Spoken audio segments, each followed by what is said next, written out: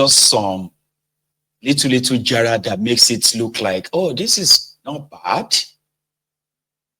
But it's like going to be like escape from this and you get caught in the other.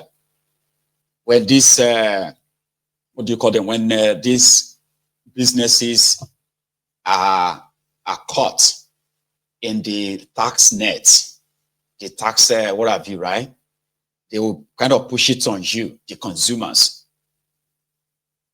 So the rant of Ndume today is different from his rant yesterday. So this was his rant earlier today on top the matter.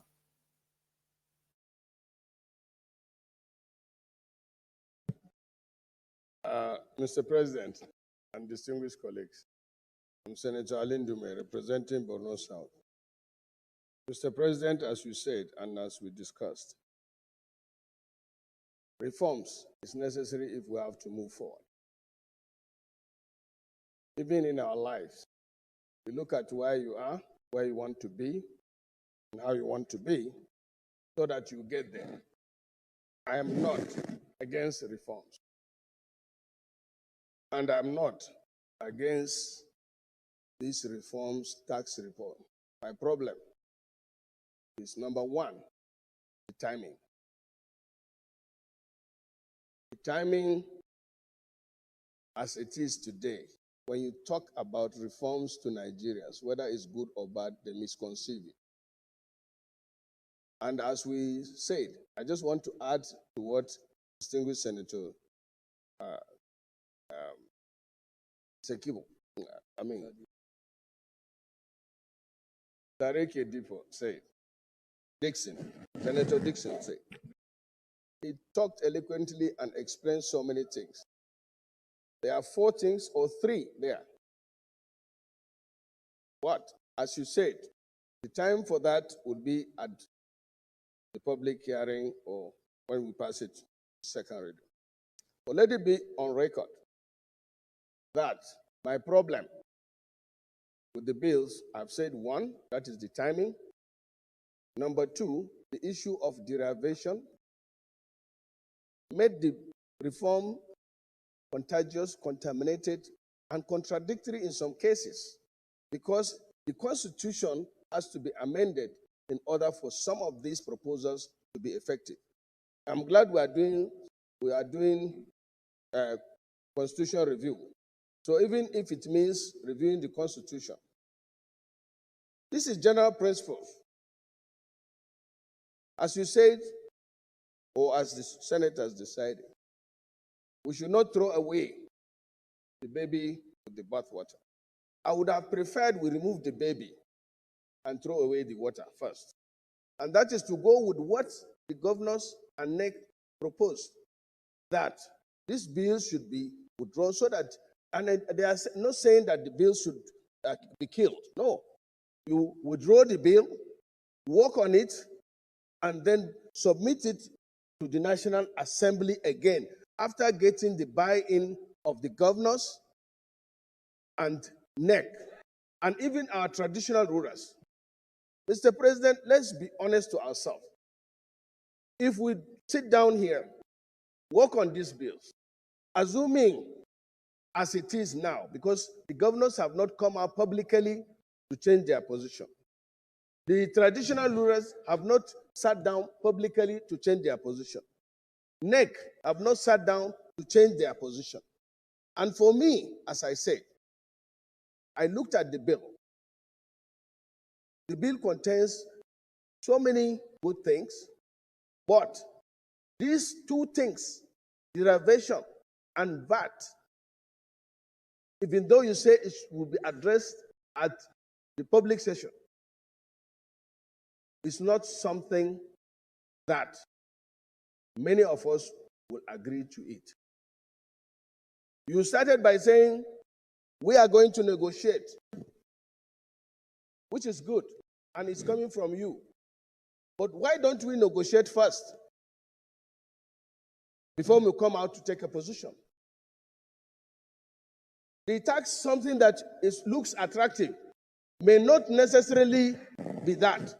Because if you transfer or you remove people from lower income from VAT, and then you increase their taxes, the corporate taxes, the person that is manufacturing that goods will now transfer the VAT cost to it. So it means you gave him with the right hand, and it was taken, or it's taken on the left hand. Secondly, the corporate tax you are talking about, when you remove the lower income, which is good, but then in the bill, it's a 50 million to billion, 25%. They reduce it from 30% to 25%. If a small person or medium enterprising company makes up to 50 million per year, and you are charging him the same percentage with companies that are earning billions and declaring billions of profit. I give you an example back. So the person that is in Norway managing to manufacture shoes, and his turnover turns up to be 50 million, you are charging him the same with somebody that is sitting down with pen and paper.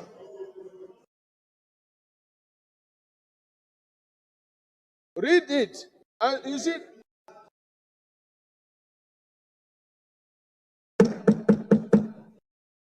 Senator Ndume, you have 30 seconds. You have 30 seconds to conclude. I don't know whether that is fair, Mr. President. On the general principles of the bills. You have 30 seconds. So, in conclusion, Mr. President, the third problem I mentioned, if the people, through the governors, and then the NEC and the traditional rulers say that the bill should be withdrawn, make some necessary amendments, and then bring it back, and we can pass it in 24 hours. That is my position, Mr. President. Noted. Alaye, it is a foregone issue. Tinubu wants it passed because they need to show to the World Bank that they are going to be able to pay their debts or service their debts. You see all those fancy words, all those talk around it. It is just to, kind of like trying to formalize, make it like a sort of a formalizing it. Tinubu cannot be trusted. And that is enough for anyone to know that it is not in the interest of Nigeria. But if you look at the brighter side, depends on the way the side of the pendulum you belong. If you are from the southern part of Nigeria, who has been pretty much tired of this robbing Peter to pay Paul, which is the basic essence of Nigeria anyway, then you will likely just fall in line with Tinubu's reform. It's called the tax reform. That's make it sounds like it no go be like baboon they walk, monkey they walk, baboon they chop of a thing. Ndume is fighting for his life, and he is right on the side. After this their tax reform, they are going to need to also amend the constitution, which is the basic ingredient or the instrument of sharing the Nigeria, money. Or it's with Tinubu. That's why I was like, when Tinubu is done, the northern Nigeria will probably beg that there is nothing left. Maybe we could break up this contraption, maybe. But that won't mean that it's going to put more money into developing you that are from the south as well. Well, I'll leave it at that. He went on. This guy actually really said it better, okay? So he went on to Shewin's program this evening, and he added this too. It's on record. And I said there during the session, I think it was open, that it should be noted that it's not that I'm totally saying that we should throw away the baby with the bathwater. But since the governors, who are our leaders, the National Economic Council, and many individuals have said that it is not that we should throw away the bill. No. We draw the bill, do more consultations, and then bring the bill again. Shehu, allow me to talk. Why are they in a hurry? The governors must have looked at the bill, even if they didn't. The National Executive Council made up of 36 governors. And the traditional rulers. Please pay attention to this. I'm listening to you. If they say this thing is not good, even by our culture, even if this thing is good, when your father or your Oba or your leader have taken a decision, just because you are a senator or member of House of Rep, remember that each state has 3 senators, but they have only 1 governor. These governors sat down collectively, and then some of these young people will come to tell us, like yesterday they were using a language which I did not take lightly too. See, I'm 65 years old. I schooled in Nigeria. I schooled in America. And if you know, I am a Pi Kappa Pi of my university, University of Toledo, Ohio in 1990. That is a big privilege. Go and check all these people that are saying they are in America, they are from Harvard. What does it take to be admitted into Pi Kappa Pi? Yet, because I'm wearing abada, because I'm from Borno State, some people will call me arrogant. I mean, ignorant. If it is even arrogant, I'll take it. One of the aides called me ignorant. But I didn't respond to it because during his first statement, he also said controversial and brilliant. So how can you be brilliant and be ignorant? The other one said that I'm lazy. We went to the same school. He knows his performance. He knows mine. I taught in the Polytechnic for 20 years before I joined politics. I married 2 of my daughters to Yoruba, one from Lagos and one from your state, Kwara. Yet, I'm called Hausa man. Because of what? Naivety of some people. Here we are with 2 many political undertakers, and they are doing damage to Mr. President. The president is trying, and he's performing. Within 2 years, he has some things that he did, which is commendable. Alaye, you on your own. They are doing exactly what Tinubu asked them to do. By the time they are done with all of Una, majority of you will probably leave politics forever. And not just that. Some of your people too, they will come for you. So somehow, you can smell the aroma. The whole thing is coming. It's coming home. It is coming home. There is no more free beer parlor. I mean, waiting Tinubu said that time, free beer parlor anymore. There is no free beer parlor anymore. The northern Nigeria, which has thrived on terrorism, destruction, as a drain pipe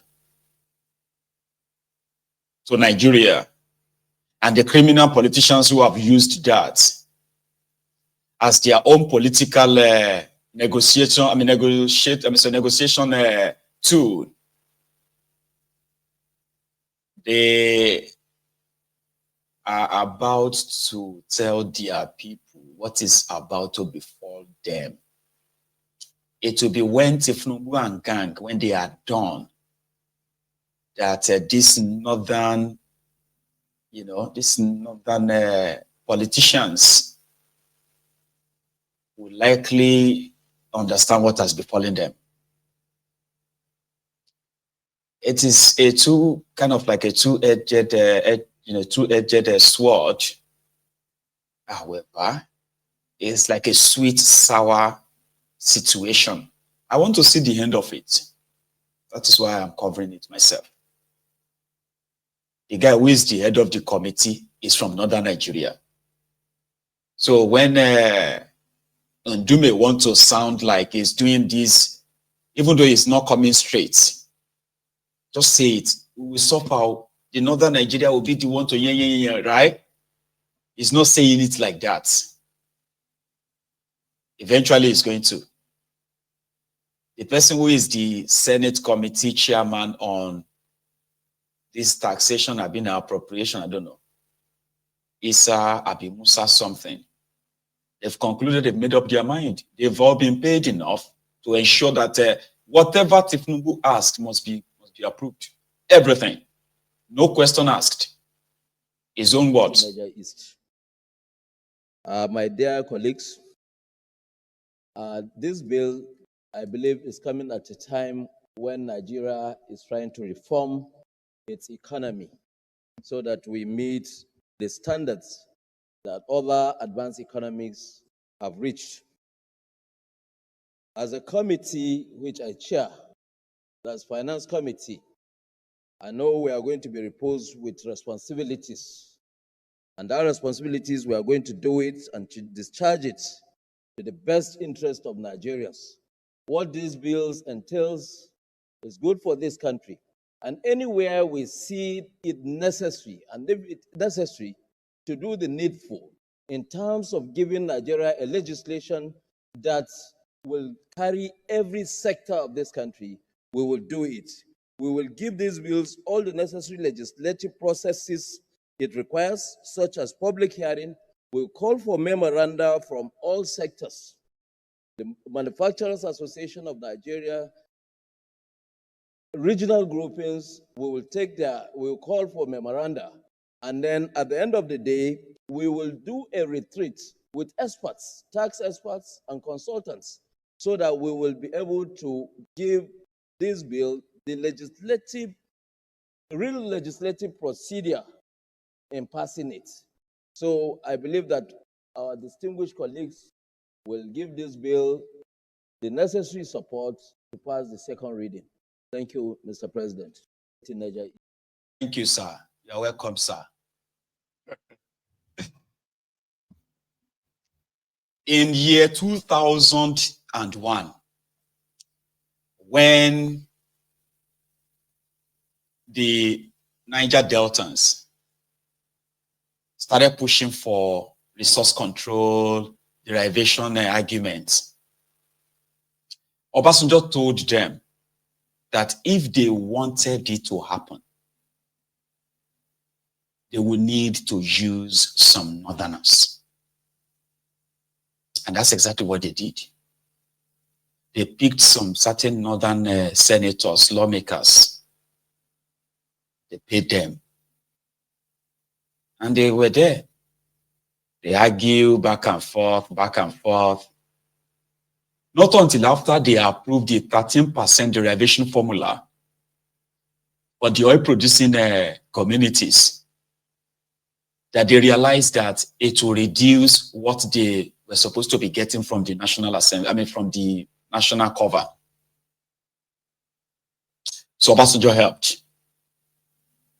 And some of them still feels like the money coming from Niger Delta, nobody should get any special treatment. It must be shared equally.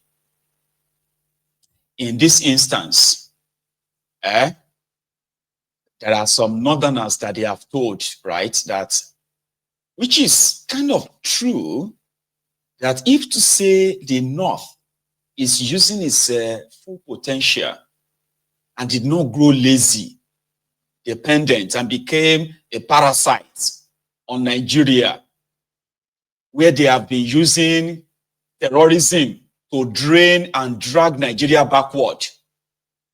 They have all they need, that they don't need all these taxes nonsense that they are, They could be one of the richest. That's what Peter Obi told them. Peter Obi said, the northern Nigeria has what it takes to be the richest region than those who are making money from oil, that they could make so much money from agriculture, right? Times 100 of what oil is going to give them. And he's right. He said every time he sees the arable land in northern Nigeria, he just sees a waste, like the waste of money. Like it's like this is money wasting away. That the north was supposed to be producing so much food that the whole world. I mean, look at Ukraine. Ukraine has been, Russia-Ukraine war has been going on now for how many years? Nearly 2 years. But Ukraine is still supplying grains, donating grains to Nigeria. And Nigeria is like times 5 the size of Ukraine, or maybe times 6 of the size of the Ukraine. Country where they fight war, they donate food to country where pretended to be at peace. But because they will always go to Abuja and collect money, some of this money, they will share the money and give them to terrorists, terrorizing the region, destroying their economy. So this may be their own wake-up call too. Maybe, I'm just saying. Maybe not. So some of them are already saying maybe Tinubu doesn't want second term. That is why he's doing what he is doing. He should forget second term. He should forget this. Baba, I don't get any power per se. Okay? To stop Tinubu, if all of us are being honest. Because you see, you may have that sense of nonsense that make you think you are the one who elected. You did not elect Tinubu. Nobody elected Tinubu to be president in Nigeria. Yeah, he bought his way, he forced his way, he compromised through the compromised institutions in Nigeria. That's how he became your president. Yes, that is the truth, not your vote. And your vote cannot remove him. So, except if you will do what you normally do best, which I don't think you don't even have that capacity to disrupt him. He doesn't care.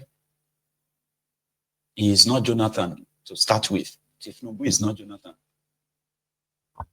You can kill yourself, you can go to anywhere and he doesn't care. Just like Bokwari didn't give a hoot about anything.